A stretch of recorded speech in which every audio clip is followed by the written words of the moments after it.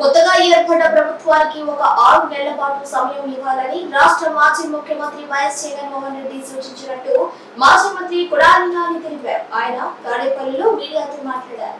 ఈ సందర్భంగా ఆయన మాట్లాడుతూ సూపర్ సిక్స్ హామీలు నెరవేర్చాలని ఆయన కోరారు. రుషికొండ టూరిజం విషయంలో టీడీపీ ఎల్లో మీడియా అవాకులు జవాకులు పేలుతుందని, ఆయన ఉండేందుకు ఇంటి నిర్మాణం చేపట్టలేదని, జగన్మోహన్ రెడ్డి ఎప్పుడు ప్రభుత్వ భవనంలో నివాసం ఉండలేదన్నారు. వైఎస్ఆర్ కాంగ్రెస్ పార్టీ కార్యాలయంలో వైఎస్ఆర్ కాంగ్రెస్ పార్టీ అధ్యక్షులు శ్రీ జగన్మోహన్ రెడ్డి గారి ఆధ్వర్యంలో 175 నియోజకవర్గాల్లో పోటీ చేసినటువంటి అభ్యర్థులతో సమావేశం ఏర్పాటు చేయడం జరిగింది.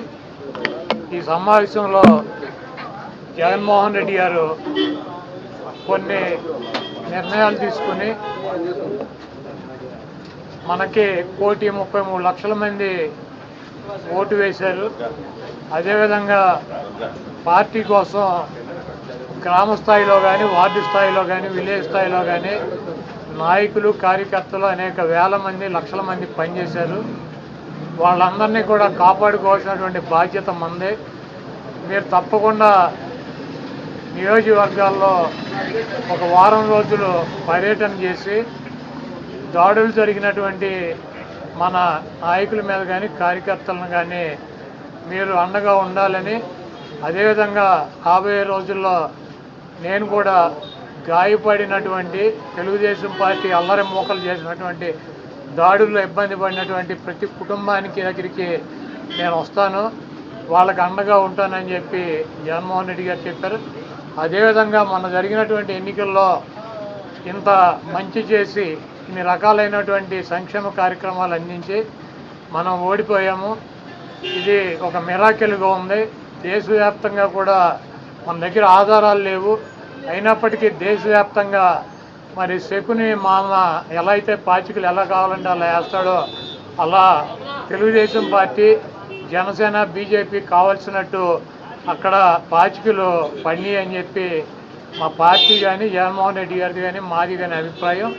అదేవిధంగా రేపు రాబోయే రోజుల్లో ఈ 6 నెలలు కూడా కొంత టైం ఇచ్చి చూద్దాము. ఆ తర్వాత చంద్రబాబు నాయుడు చెప్పినటువంటి దొంగ హామీలని ఎట్టి పరిస్థితుల్లోనూ నెరవేర్చలేడు. ఎందుకంటే ఇవాళ చూసాం సూపర్ సిక్స్ అని పెట్టాడు. ఆ సూపర్ సిక్స్లో 18 సంవత్సరాలు దాటినటువంటి ప్రతి మహిళకి 1,500 పెన్షన్ ఇస్తా అన్నాడు. రేపు 1వ తారీఖు ఇస్తున్నాడా? దాని గురించి మాట్లాడట్లా. 3 గ్యాస్ సిలిండర్లు ఇస్తా అని చెప్పాడు, దాని గురించి మాట్లాడట్లా. బస్సుల గురించి మాట్లాడట్లా. అదేవిధంగా బీసీ కానీ, ఎస్సీ కానీ, ఎస్టీ కానీ వర్గాలకి 50 సంవత్సరాలు దాటిన వాళ్ళకి పెన్షన్ ఇస్తానని చెప్పాడు సూపర్ సిక్స్లో, దాని గురించి మాట్లాడట్లా. అది ఎప్పుడు ఇస్తాడో చెప్పట్లా. అదేవిధంగా ఇంకోటి 20 లక్షల మందికి నిరుద్యోగులకి ఉద్యోగాలు ఇప్పిస్తాను, ఉద్యోగాలు కనుక ఇప్పించలేకపోతే ఈ లోపు 3,000 రూపాయలు నిరుద్యోగ వృత్తి కూడా ఇస్తానని చెప్పి సూపర్ సిక్స్లో పెట్టాడు. మొన్న తెలంగాణలో హరీష్ రావు గారు మాట్లాడుతూ చెబుతున్నాడు, చంద్రబాబు నాయుడు గారు చెప్పిన వాగ్దానాన్ని ఏమీ చెప్పాడు. 1000 రూపాయలు ఈయన పెంచింది. ఇప్పుడు వచ్చి 3,000 ఆల్రెడీ ఇచ్చేది జగన్మోహన్ రెడ్డి గారు 3,000 ఇస్తా అంటే ఈయన వచ్చి 1000 ఇచ్చాడు. మీరు అక్కడ 2,000 ఇస్తా అంటే రేవంత్ రెడ్డి 4,000 చేయాలి కాబట్టి అక్కడ ఇబ్బంది పడుతూ ఉంటాడు. ఇంకా ఈయన సూపర్ సిక్స్ అని చెప్పి ప్రతి మహిళకి 1,500 రూపాయలు ఇస్తాడు 18 సంవత్సరాలు దాటిన వాళ్ళకి. మరి ఆ వాగ్దానం ఎప్పుడు చేస్తాడు? రేపు 1వ తారీఖు ఇవ్వరా? కాబట్టి తెలుగుదేశం పార్టీ ఆయన ఇచ్చినటువంటి వాగ్దానాలను, చంద్రబాబు నాయుడు చేసినటువంటి వాగ్దానాలని పక్కదారి పట్టించడానికి ఊరికినే నిన్నేమో పోలవరం వెళ్ళి వచ్చాడు సోమవారం, మళ్ళీ గురువారం ఏమో అమరావతి వెళ్ళి వచ్చి అక్కడ అన్నీ తిరిగి ఈయన కాలక్షేపం కబుర్లు, కాలక్షేపం మాటలు, ఊరికినే ఆయన వెళ్ళి అటు ఇటు తిరిగి రావటం తప్పించి ఎప్పుడు నువ్వు సూపర్ సిక్స్ అమలు చేస్తున్నావో స్పష్టంగా చెప్పాలని చెప్పి మేము డిమాండ్ చేస్తున్నాం. ఇప్పుడు ఇది ప్రజాస్వామ్య దేశం. ఎవరిని టార్గెట్ చేసుకున్నప్పుడు నేను పోయినంత మాత్రాన నన్ను టార్గెట్ చేస్తే వైఎస్ఆర్ కాంగ్రెస్ పార్టీ ఏం ఆగదు. జగన్మోహన్ రెడ్డి గారు ఇంటికి కూడా వీళ్ళు ఏం పీకలేరు. నన్ను కాదు, జగన్మోహన్ రెడ్డి గారిని టార్గెట్ చేస్తారు. ఇక్కడ మీరున్న సెక్యూరిటీ అంతా తీసేసి, గన్మెన్లను తీసేసి, ఇంకా 15 రోజులు ఎలక్షన్ జరగలేదు, కమిటీ సిఫార్సులు రాలేదు, ఇక్కడ మొత్తం అంతా కూడా సెక్యూరిటీ తీసేశారు కదా. తీసేసి ఎల్లో మీడియా కెమెరాలు పట్టుకొచ్చి జగన్మోహన్ రెడ్డి గారి ఇంట్లోకి ఎట్టెళ్ళాలి, గోడ దూకి ఎట్టెళ్ళాలి, ఇవన్నీ కూడా వాళ్ళే చూపిస్తున్నారు. కాబట్టి ఇక్కడ టార్గెట్ ఎవరు దొరికితే ఆ టార్గెట్, ఇటువంటి వాటికి భయపడే ప్రసక్తి లేదు. ఎవడెవడికి టార్గెట్, ఎవడెవడి చేతులు ఏం రాసి ఉందో అవన్నీ పైన ఉన్నటువంటి భగవంతుడు నిర్ణయిస్తాడు. ఎవరి టార్గెట్లు ఎవరికి ఏమవుతుందో చూద్దాం రాబోయే రోజుల్లో. అదేవిధంగా ఋషికొండలో కట్టినటువంటి పర్యాటక కేంద్రంలో కట్టినటువంటి భవనాలనే ఈ సిగ్గు ఎగ్గు లేనటువంటి తెలుగుదేశం పార్టీ, ఈ సిగ్గు ఎగ్గు లేనటువంటి ఎల్లో మీడియా అది జగన్మోహన్ రెడ్డి గారి నివాసం అని చెప్పి చూపిస్తున్నారు 3 రోజుల నుంచి. వెళ్ళి జగన్మోహన్ రెడ్డి గారు అక్కడ నివాసం ఉన్నాడా? జగన్మోహన్ రెడ్డి గారు 2014 నుంచి 19 దాకా ప్రతిపక్ష నాయకుడిగా ఉన్నాడు. ఆయన కార్యాలయం లోటస్ పాండ్, ఇల్లు లోటస్ పాండ్. ఆయన లోటస్ పాండ్ హైదరాబాద్ నుంచే ప్రతిపక్ష నాయకుడికి ఉన్న 5 సంవత్సరాలు నడిపాడు.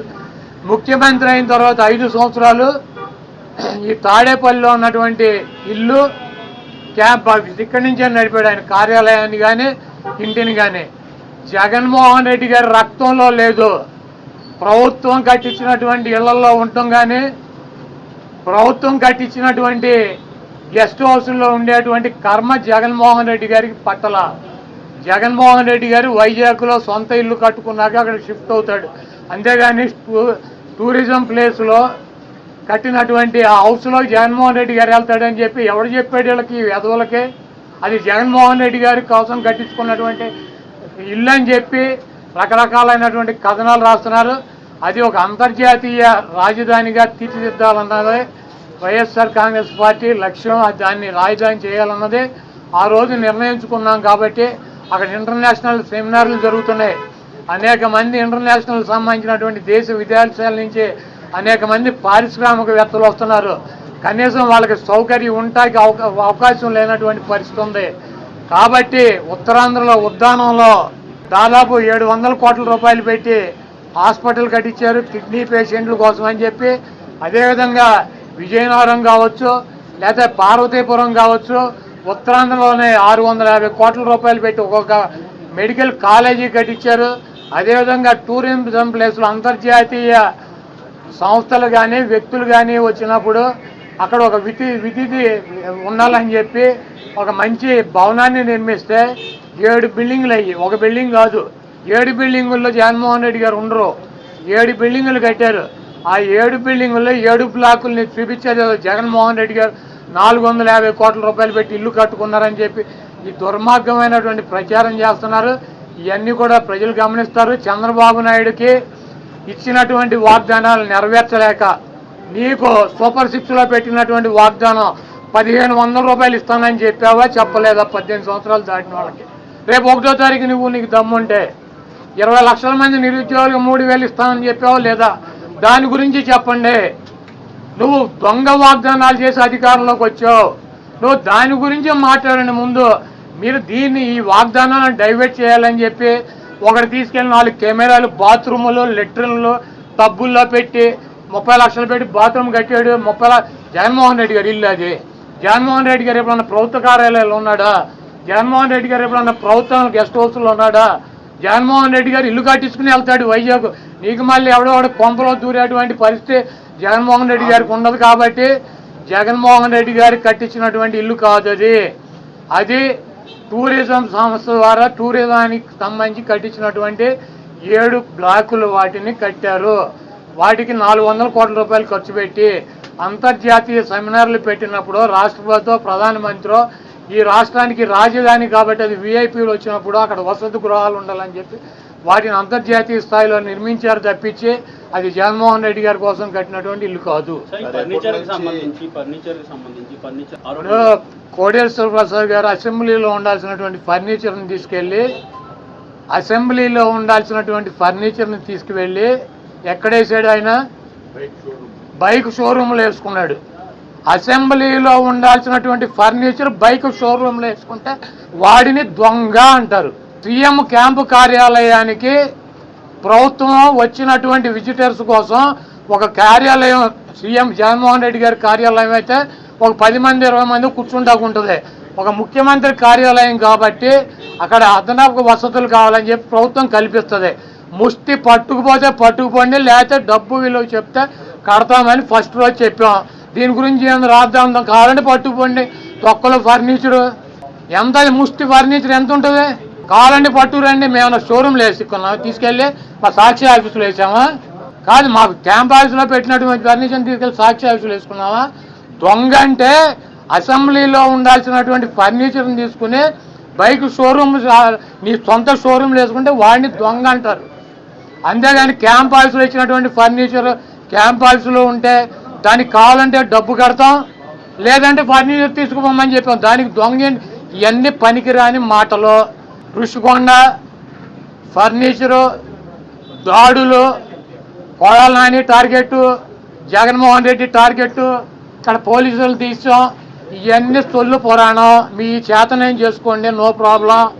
మీరు సూపర్ 6లో పెట్టినటువంటి వాగ్దానాలనే మీరు ఎప్పుడు అమలు చేస్తున్నారో చెప్పాలి. జగన్మోహన్ రెడ్డి గారు తరఫున మేము అడుగుతున్నాం, వైఎస్ఆర్ కాంగ్రెస్ పార్టీ తరఫున.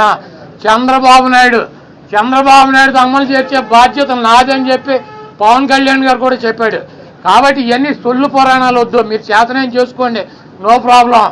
మీరు ఎవరిని చంపేయాలో చంపేయండి, ఎవరిని కొట్టాలని ఉన్నారు కొట్టండి, ఏం చేయాలని ఉన్నారు చేసుకోండి. మీరు సూపర్ 6లో ఇచ్చినటువంటి వాగ్దానాలనే 1వ తారీఖు నుంచి 4000 పెన్షన్తో పాటు అమలు చేస్తున్నారా లేదా, దీనికి స్పష్టంగా సమాధానం చెప్పండి. సార్, జగన్ గారి యాత్ర